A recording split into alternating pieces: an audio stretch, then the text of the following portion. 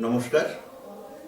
আমরা আজ কথাবার্তা নিউজের তরফ থেকে আমাদের কাছে অন্যতম একজন বিশিষ্ট নাট্য ব্যক্তিত্ব দীপঙ্কর চ্যাটার্জি, তার পাশেই আমি একেবারে বসে আছি। তিনি এই কিছুক্ষণ আগে মিনার্ভা থিয়েটারে নাট্য প্রদর্শনী হলো, নাটক প্রদর্শনী হলো, সেটা হচ্ছে যে মরমিয়া। প্রখ্যাত সাঁই লালন সাঁইকে কেন্দ্র করে এই যে নাটকটি প্রদর্শিত হলো, এইটি সম্পর্কে মাননীয় ডিরেক্টর দীপঙ্কর চট্টোপাধ্যায়, তার কাছ থেকে আমরা দু চার কথা শুনে নেব। নমস্কার। নমস্কার। কথাবার্তা পত্রিকার পক্ষ থেকে আপনাকে স্বাগত। আমি আলিপুর রহনা নাট্যদলের তরফ থেকে আপনাকে স্বাগত জানাচ্ছি।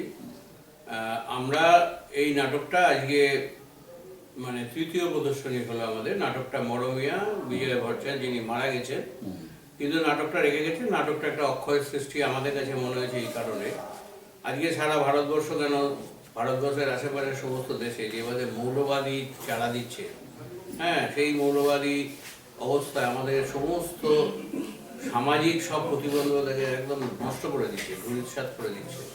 যে করে হোক তাদের একটাই উদ্দেশ্য হচ্ছে যে কিভাবে সাধারণ মানুষের যে সাধারণ চাহিদা, সাধারণভাবে বাঁচার যে অধিকার, সেটাকে কী করে খর্ব করে এই মৌলবাদী, সেটা যে কোনো ধর্মের মৌলবাদ, আমি কোনো নির্দিষ্ট ধর্মের কথা বলছি না।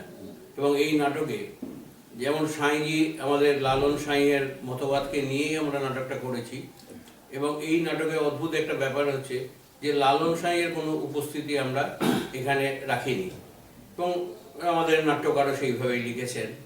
কিন্তু আমরা তার যে আদর্শ, তার যে দীক্ষা, যেমন আমাদের শ্রী চৈতন্যদেব আমাদের নবদ্বীপ থেকে শুরু করেছিলেন একটা সমাজ সংস্কারের ব্যাপার। এই লালন সাঁইজি সেইভাবে একটা সমাজ সংস্কার করে গেছেন। সমাজে নিচু তলার মানুষ যারা, তারাই তো সবচেয়ে অবহেলিত, তারাই সবচেয়ে উপেক্ষিত।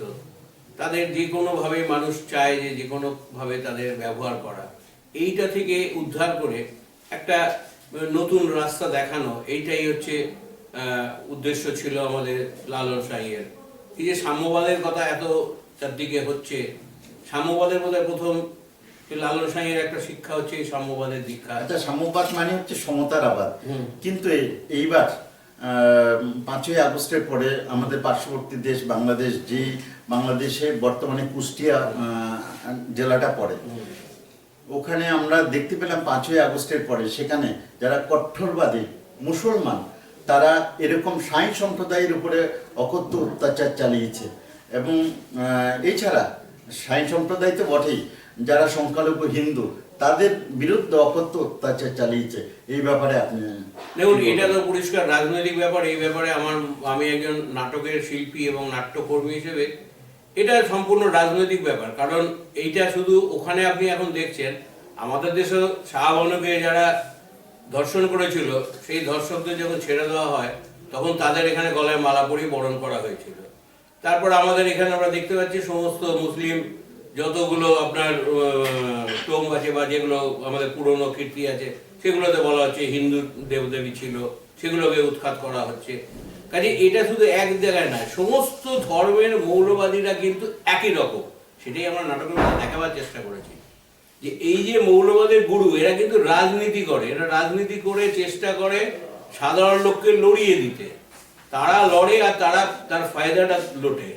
এই ফায়দা লোটার জন্যই এটা। আজকে আপনি দেখুন, বাংলাদেশে এত কিছু হচ্ছে, হিন্দুদের উপর অত্যাচার হচ্ছে, অথচ আমাদের ভারতবর্ষে যারা হিন্দু হিন্দু করে চিৎকার করে, সেই সরকার কি একটা কোনো পদক্ষেপ নিয়েছে হিন্দুদের বাঁচাবার জন্য? নেয়নি। কেন নেয়নি? সেখানে রাজনীতি। কাজে এই রাজনীতির ভেতর না ঢোকে আমার মনে হয় ভালো। কারণ কোথায় কতটা কি বার্তা দেবেন এই বাংলাদেশ? হ্যাঁ, বার্তাটা তো আমাদের নাটক। বার্তা হচ্ছে নাটক। যে মানুষ যেটা বলছে মনিরুদ্দিন, যে আমি হিন্দু, আমি মুসলিম নই, আমি হচ্ছি মানুষ। এই মানুষটাই হওয়া আমাদের দরকার। এই মানুষ হয়ে ওঠার জন্যই আমরা নাটক করি, আমরা সাহিত্য পড়ি, আমরা কবিতা পড়ি, গান গাই। এই মানুষটা হয়ে ওঠার জন্য। আমরা কোনো ধর্মকে বড় করার জন্য মানুষ হওয়ার চেষ্টা করলে সেই মানুষ হওয়া বৃথা। এটাই আমার কাছে মনে হচ্ছে বড় কথা। আর বাংলাদেশে কি হচ্ছে, এখানে কি হচ্ছে, এটা একদম সম্পূর্ণ রাজনৈতিক ব্যাপার। এই ব্যাপারে আমি বেশি কিছু আর বলবো না। আমরা আমাদের মধ্যে পেয়ে গেছি যে সেই ধর্ম সংস্কারক লালন সাহের ভক্ত মনির উদ্দিন। এই মনির উদ্দিন দাদা একটু নামটা বলবেন। আমার নাম শৈবাল ব্যানার্জি। তা এই যে আপনি এই যে আপনার কঠোরবাদিতা, এই কঠোরবাদিতা থেকে আপনি এই সাঁই সম্প্রদায়ের মধ্যে আপনি ঢুকে পড়লেন, এটা মানে এই চরিত্রটাকে আপনি কিভাবে দেখবেন? এটা তো নাট্যকারের সৃষ্টি, সুতরাং নাট্যকার যেভাবে বলেছেন সেভাবেই চরিত্র তার সংলাপের মধ্যে দিয়ে তার চরিত্রায়ন সৃষ্টি হয়েছে, তার গানের মধ্যে দিয়ে তার একজন সংসারী মানুষ, চূড়ান্ত সংসারী মানুষ এবং সে যথেষ্ট অবস্থাপন্ন ঘরের মানুষ। সে গানের ইয়েতে প্রথমেই বলছে যে এই গানের জোয়ারে ভেসে গিয়েছে, সংসার টর্কের সব ছেড়ে চলে এসেছে। অথচ দেখুন সাঁইজি কিন্তু একেবারেই সন্ন্যাসী মানুষ নন, তার বিষয়বুদ্ধি কেন সাংঘাতিক। তিনি তাকে বলেছেন যে তুমি বাড়ি ফিরে যাও এবং তুমি তোমার যে কর্তব্য সেটা সেরে এসো, এবং সেটা সে পরবর্তীকালে টের পাই কি কর্তব্যের জন্য সাঁইজি তাকে পাঠিয়েছে, যে অর্থনৈতিক স্বাধীনতাটা তার স্ত্রীকে না দিলে সত্যি সত্যি সব দিক রক্ষা করা যায় না। সুতরাং তুমি সন্ন্যাসী হতে পারো, তুমি সব ছেড়ে খেউড়িয়া এসে গান গাইতে পারো, কিন্তু তোমার সংসারকে তুমি অবহেলা করতে পারো না। এই যে সাংঘাতিক একটা বোধ বুদ্ধি সম্পন্ন মানুষ, একটা প্রবর্তক, সমাজের প্রবর্তক, সেই জন্যই আমার এই সাঁইজি লালন সাঁইয়ের চরিত্রটাকে মনে হয় সর্বকালীন একটা সমাজ সংস্কার। আপনার নামটা? আমার নাম শৈবাল ব্যানার্জি। অনেক অনেক ধন্যবাদ। আমি দীপেন্দার কাছে যাব। দীপেন্দার অনেক প্রশংসা শুনলাম আমাদের ডিরেক্টর সাহেবের কাছে। তা আমি শুধু একটি কথা বলতে চাই দীপেন্দাকে, যে দীপেন্দা এই অনুষ্ঠানে মানে এই নাটকের মধ্যে বিবেকের চরিত্র পালন করেছেন, বিবেকের চরিত্র পালন করেছেন। তা আমরা বিবেকের চরিত্র দিয়ে দীপেন্দার কথা নয়, সরাসরি আমার দুই পাশে দুইজন কণ্ঠশিল্পী আছেন, অসাধারণভাবে তারা গানকে পরিবেশন করেছেন। একটা গান দিয়েই বরং আজকে আমরা এই আলোচনাটা সমাপন করব। আচ্ছা, কারে কিবা বলি ওরে ওটা করলে আমি কারে কিবা বলি ওরে, আমি কারে কিবা বলি ওরে, দিশা না মিলে লোকে বলে লালন ফকির কোন জাতির ছেলে, লোকে বলে লালন ফকির কোন জাতির ছেলে। আমি দিন করে জনগরে, আমি কারে কিবা বলি ওরে, দিশা না মিলে লোকে বলে লালন ফকির কোন জাতির ছেলে, লোকে বলে লালন ফকির কোন জাতির ছেলে। হয় কেমন জাতির বিচার, হিন্দু মুসলিম বৌদ্ধ খ্রিস্টান, হয় কেমন জাতির প্রমাণ, হিন্দু মুসলিম বৌদ্ধ খ্রিস্টান। আবার জাত বলিতে কি হয় বিধান, জাত বলিতে কি হয় বিধান, শাস্ত্র বুঝিলে লোকে বলে লালন ফকির কোন জাতির ছেলে, লোকে বলে লালন ফকির কোন জাতির ছেলে। জগৎ জুড়ে জাতির বিচার,